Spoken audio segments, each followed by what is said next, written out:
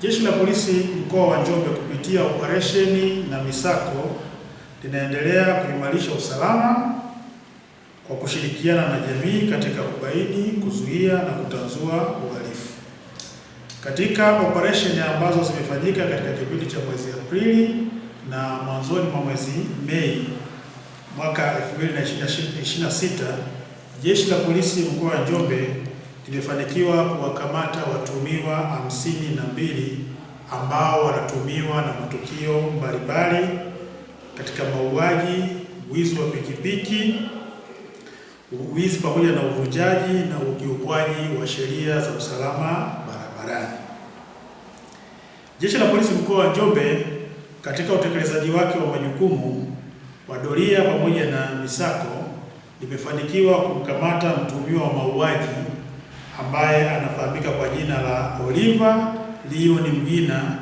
Huyu ana miaka 24,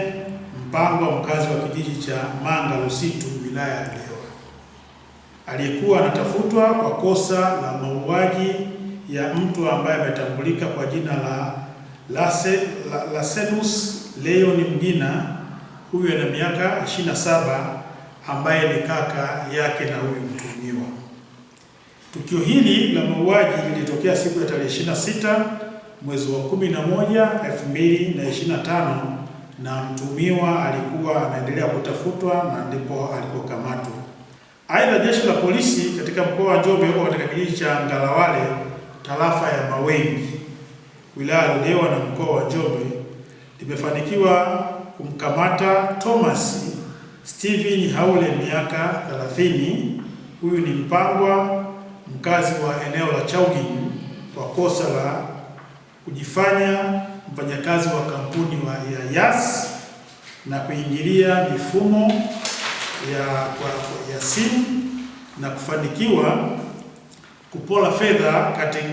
kwa mteja mmojawapo ambaye anaitwa Cosmas Jacob Mtweve, miaka 32, kiasi cha shilingi 82,992. Pia katika wilaya hiyo ya Ludewa, Jeshi la Polisi limewakamata watu wawili ambao wanafahamika kwa majina ya Gerard Matei, huyu ana miaka 25, na Elisha John Kayombo, huyu ana miaka 23, wakiwa na pikipiki mbili ambazo hazina usajili, mali ambazo zinadhaniwa kuwa ni za wizi, na watafikishwa mahakamani mara upelelezi wa shauri utakapokuwa umekamilika. Jeshi la Polisi linatoa wito kwa wananchi wa mkoa wa Njombe kuacha tabia ya kujichukulia sheria mkononi au kufanya uharibifu wa mali, kwani Jeshi la Polisi halitosita kumchukulia hatua mtu yoyote ambaye atabainika kutenda vitendo vya kihalifu, na litamfikisha mahakamani bila kumwonea aibu ili haki iweze kutendeka juu yake.